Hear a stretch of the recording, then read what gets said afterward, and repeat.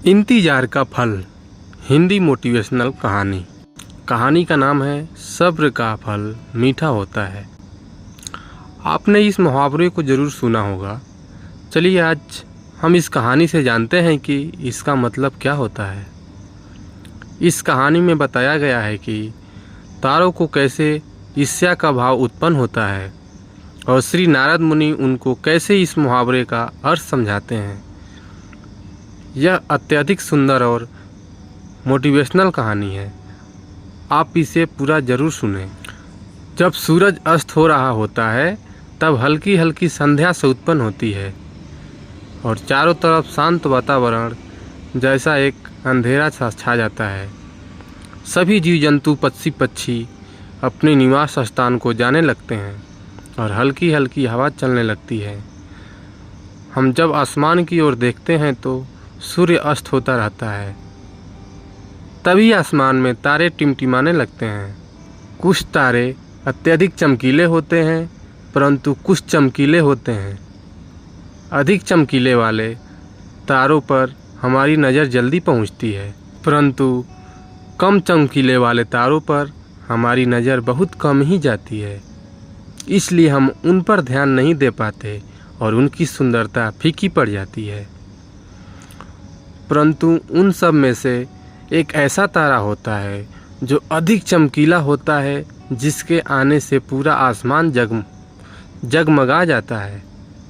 वह इतना सुंदर और चमकीला होता है कि उसके जगमगाते ही लोगों के चेहरे पर खुशी आ जाती है। उसे हम स्वाति नक्षत्र के नाम से जानते हैं। अत्यधिक चमकीला और सुंदर होता है, जिसके आने से लोग खुश हो जाते हैं। इसलिए बाकी के नक्षत्र स्वाति नक्षत्र से ईर्ष्या करते हैं और अपनी इस ईर्ष्या की कथा को श्री नारद मुनि को बताते हैं। नारद मुनि उन सभी तारों को समझाते हुए कहते हैं कि देखो, जो भी सब्र करता है उनकी कीर्ति संसार में होती है और मुझे प्रतीत होता है कि आप लोगों की धैर्य नहीं है। इसलिए आप लोग संध्या काल में होते ही तुरंत जगमगाने लगते हैं। लेकिन स्वाति नक्षत्र अत्यधिक समय के बाद आसमान में निकट आता है। तभी उसकी प्रतिस्पर्धा इतनी अधिक होती है, तभी सभी लोग के चेहरे पर मुस्कान आती। इसलिए कहा जाता है कि हमें सब्र करना चाहिए क्योंकि उसका फल मीठा होता है। यदि तुम देर में आसमान में टिमटिमाते होते तो तुम्हारा भी महत्व होगा और तुम्हें भी लोग अलग नाम से जानेंगे।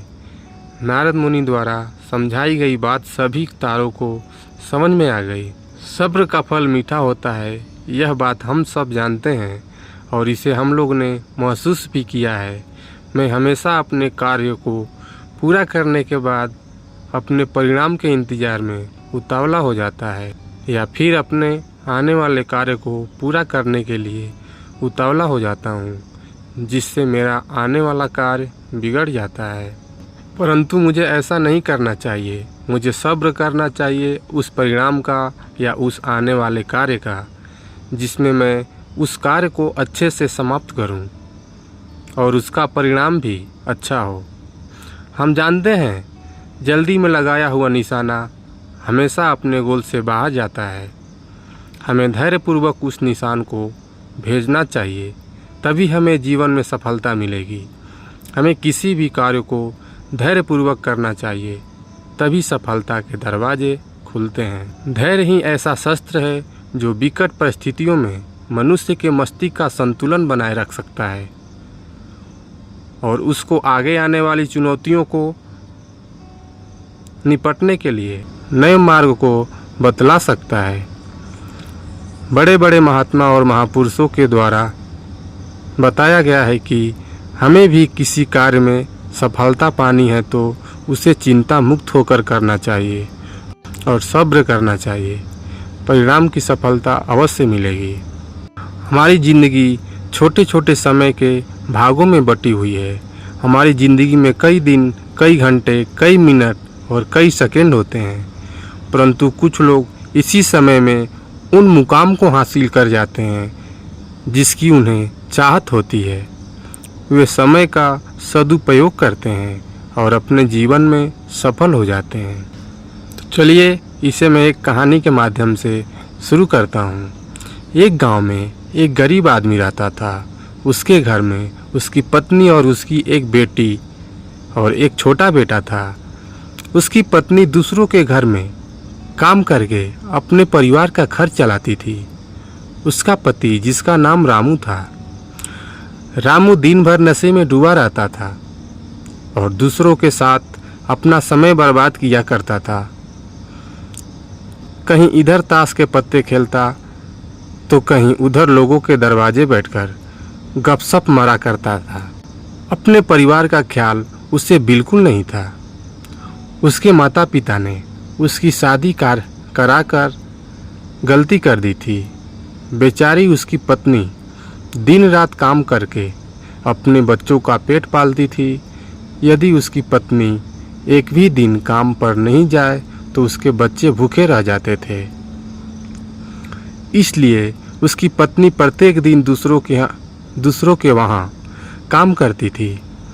लेकिन रामू को इन सब बातों से कोई फर्क नहीं पड़ता था। उसे बस अपना समय बर्बाद करके हंसी मजाक और पत्ते खेलने में बहुत मज़ा आता था। शाम को शराब पीकर घर आकर ज़ोर ज़ोर से अपनी पत्नी को चिल्लाता था।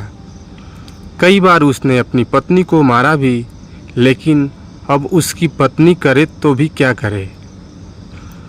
वह तो अपने बच्चों को छोड़कर नहीं जा सकती थी। रामू को जो भी कोई समझाता था कि रामू कुछ कार्य करा करो, पैसे कमाया करो, अपने परिवार का खर्चा तो उठाओ, तुम्हारे 2 बच्चे हैं, तुम्हारी पत्नी है, उनकी देखभाल करो, ऐसे अपना समय क्यों बर्बाद करते हो। रामू उसके ऊपर बिगड़ जाता था और कहता, तुम्हें इससे लेना देना क्या है, मैं कुछ भी करूं या मेरा जीवन है, मैं तुम्हारे घर में खाता हूं क्या। इसके कारण कोई भी गांव का सदस्य इससे एक विषय में बात नहीं करता था। वह सुबह खाकर निकल जाता था और रात में शराब पीकर आता और अपनी बीवी के ऊपर गुस्सा करता था। ऐसा ही कुछ दिनों तक चलता रहा। कुछ दिनों बाद संसार में एक ऐसी बीमारी ने जन्म लिया जो मानव जाति के लिए अत्यधिक खतरनाक थी। चारों तरफ उस बीमारी का कहर था। आप सब जानते होंगे, मैं कोरोना वायरस की बात कर रहा हूँ।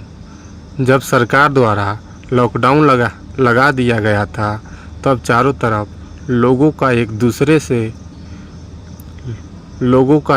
दूसरे के वहाँ आना जाना बंद हो गया था। सारे कार, सारी फैक्ट्रियाँ, सारे गाड़ियाँ इत्यादि बंद हो गई थे। अब रामू का परिवार भूखा मरने लगा था, क्योंकि उसकी पत्नी जो रोज़ कमाने जाती थी, अब वह किसी के घर इसी कारण नहीं जा पाती थी। लोग उसे अब काम पर बुलाना बंद कर दिए थे। उसके परिवार में अनाज का एक दाना भी नहीं पता था, ना उसके घर में कुछ पैसे थे। अब वह क्या करती। उसका छोटा बेटा भी बीमार हो गया था। उसके बच्चे की तबीयत ज़्यादा खराब हो गई थी। तब रामू को समझ आया कि अपने परिवार को ध्यान देना चाहिए। उसने बच्चों को अस्पताल ले जाने को सोचा, परंतु उसके पास पैसा नहीं थे। उसने गांव वालों से पैसे मांगने गया। गांव वालों ने कहा, पहले कहने पर तो हम लोगों को ही जली कटी सुना देते थे, अब इस लॉकडाउन में हमारे पास कहाँ से पैसा आए। यही कहकर वह लौटा देते थे। रामू अत्यधिक परेशान था। अब करे तो भी क्या करे, वह चाहकर भी कुछ नहीं कर सकता था। एक पूरा दिन बीत गया। उसके बेटे की तबीयत और भी ज़्यादा खराब हो गई। तभी किसी तरह उसकी पत्नी ने जहाँ काम करती थी वहाँ से कुछ पैसे जुटाकर लाई और अब रामू अपने बच्चों को हॉस्पिटल ले जाने की तैयारी की। रामू अपने बच्चों को लेकर गांव से बाहर एक अस्पताल में पहुंचा। रामू डरता हुआ डॉक्टर के पास गया। उसने कहा, मेरे बच्चों को बचा लीजिए। डॉक्टर साहब ने सारे इंस्ट्रूमेंट लगाकर चेक किया, तब उसका बेटा मर चुका था।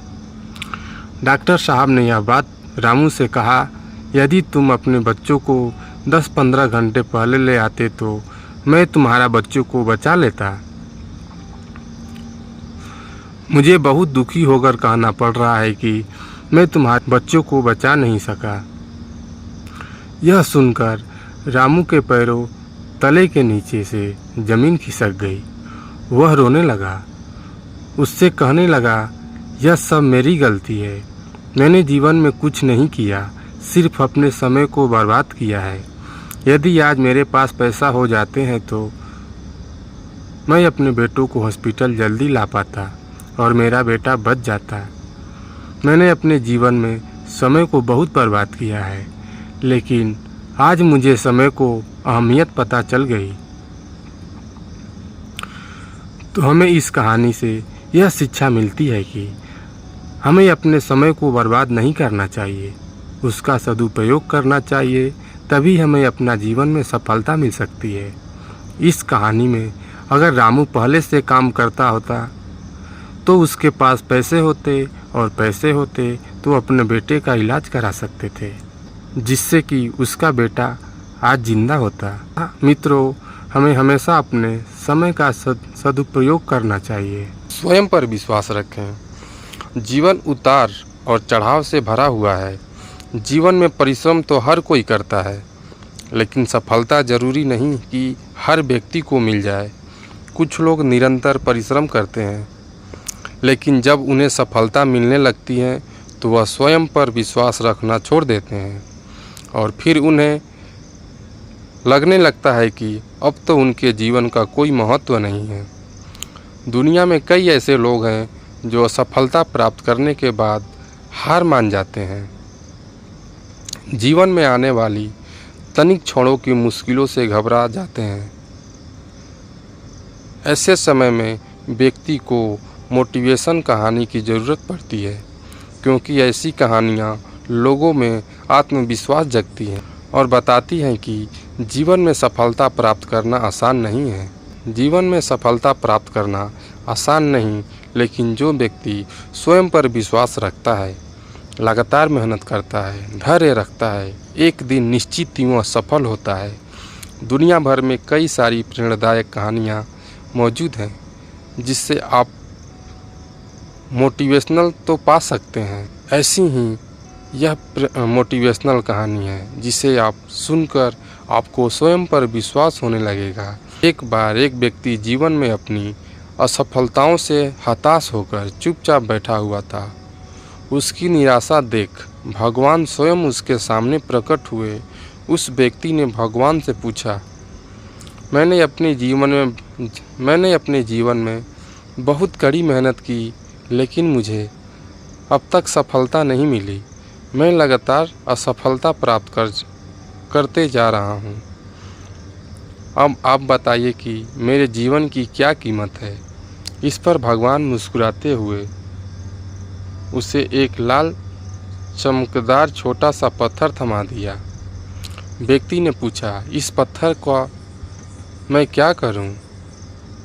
ईश्वर ने कहा, तुम इस पत्थर को लेकर जाओ और बाजार में इसकी कीमत जानकर आओ। ध्यान रखना, इस पत्थर को बेचना नहीं है। ईश्वर के कहे अनुसार वह व्यक्ति उस लाल चमकदार पत्थर को ले जाकर बाजार में उसकी कीमत ज्ञात करने की निकल पड़ा। सबसे पहले उसे राह पर एक संतरा बेचने वाला आदमी दिखाई देता है। वह सबसे पहले उस आदमी के पास जाता है और पूछता है, भाई तुम इस लाल रंग के पत्थर का क्या कीमत दोगे? संतरे वाला पत्थर की सुंदर रंगों को देखकर कहता है, तुम इस पत्थर के बदले में मुझसे 5-6 संतरे ले जा सकते हो। व्यक्ति ने कहा कि मुझे तो इस पत्थर को बेचना नहीं है। यह कहकर वो आगे बढ़ जाता है। आगे राह में उसे एक सब्जी वाला दिखाई देता है। उस सब्जी वाले से पूछता है कि भाई तुम इस लाल रंग के पत्थर को कितने कीमत में खरीदोगे। सब्जी वाला भी उस पत्थर की खूबसूरती से आकर्षित होकर कहता है कि तुम्हें इस पत्थर के बदले में मैं 1 बोरा आलू दे सकता हूँ, बताओ बेचोगे। इस पत्थर को व्यक्ति कहता है नहीं, मुझे इस पत्थर को बेचना नहीं है। अब वह व्यक्ति सीधे एक सोनार की दुकान चला जाता है। सोनार के दुकान में बहुत बेशकीमती खूबसूरत गहने पड़े हुए थे। वह व्यक्ति अब उस सोनार को पत्थर दिखाते हुए पूछता है कि इस पत्थर की कीमत क्या लगाओगे। सोनार बहुत ध्यान से उस पत्थर को देखता है और अंत में वह कहता है कि इस पत्थर के बदले में मैं तुम्हें 1 करोड़ रुपए दे सकता हूँ। लेकिन वह व्यक्ति बोलता है कि मुझे इस पत्थर को नहीं बेचना है। सोनार को लगता है कि शायद दाम कम बता रहा हूँ, इसलिए वह पत्थर बेचने से मना कर रहा है। इसलिए सोनार पत्थर की कीमत बढ़ाकर 2 करोड़ कर देता है। लेकिन वह व्यक्ति तब भी यही कहता है कि मैं इस पत्थर को नहीं बेच सकता हूँ। सोनार के दुकान से निकलकर वह व्यक्ति अब हीरे की दुकान में घुसता है, जहाँ पर बहुत बेशकीमती रत्न पड़े हुए थे। व्यक्ति हीरे के दुकान को पत्थर दिखाते हुए इसकी कीमत पूछता है।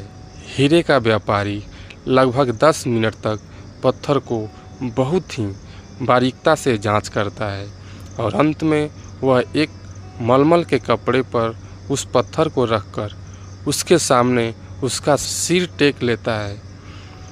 व्यक्ति पूछता है कि इसकी कीमत कितनी है। तब हीरे का व्यापारी कहता है, अरे भाई, तुम्हें यह कहाँ से मिला? यह तो दुनिया का अनमोल रत्न है, जिसे तुम दुनिया की पूरी दौलत लगा दो तब भी खरीदा नहीं जा सकता है। यह सुन वह व्यक्ति बहुत अचंभित हो जाता है और वह सीधे ईश्वर के पास आता है और सारी घटना भगवान को बताता है। उसके बाद पूछता है कि ईश्वर, अब तो बताइए कि मेरे जीवन की कीमत क्या है। तब ईश्वर कहते हैं कि संतरे वाले, सब्जी वाले, सोनार वाले और हीरे वाले सभी ने तो तुम्हें तुम्हारे जीवन की कीमत बता दी है। व्यक्ति कहता है, मैं समझा नहीं। तब ईश्वर उसे विस्तार पूर्वक समझाते हुए कहते हैं कि तुम किसी के लिए पत्थर के टुकड़े के समान हो तो किसी के लिए अनमोल रत्न हो। जिस तरह सबने अपनी अलग अलग जानकारी के हिसाब से इस पत्थर की कीमत बताई, लेकिन उस हीरे के व्यापारी ने इस पत्थर की असली पहचान कर ली। ठीक उसी तरह इस दुनिया में तुम कई लोगों के लिए एक मामूली इंसान हो, भले ही तुम में कितना भी हुनर क्यों ना हो। लेकिन वक्त के साथ यह हुनर ज़रूर निखर जाता है। तुम्हें बस परिश्रम और धैर्य की ज़रूरत है। इस कहानी से हमें यह सीख मिलती है कि हर मनुष्य को खुद पर विश्वास रखना चाहिए। यदि व्यक्ति को खुद पर विश्वास नहीं है तो उसके जीवन की कीमत कुछ भी नहीं है, क्योंकि जिसे खुद पर विश्वास होता है और वह परिश्रम करता है तो एक दिन हीरे के व्यापारी की तरह उसकी कीमत लोगों के समझ आने लगती है। अगर ये मेरा वीडियो आपको अच्छा लगे तो मेरे चैनल को सब्सक्राइब करें और बेल आइकन को ऑन करें ताकि आने वाली वीडियो की नोटिफिकेशन आपको मिलते रहें। तब तक के लिए धन्यवाद। जय हिंद।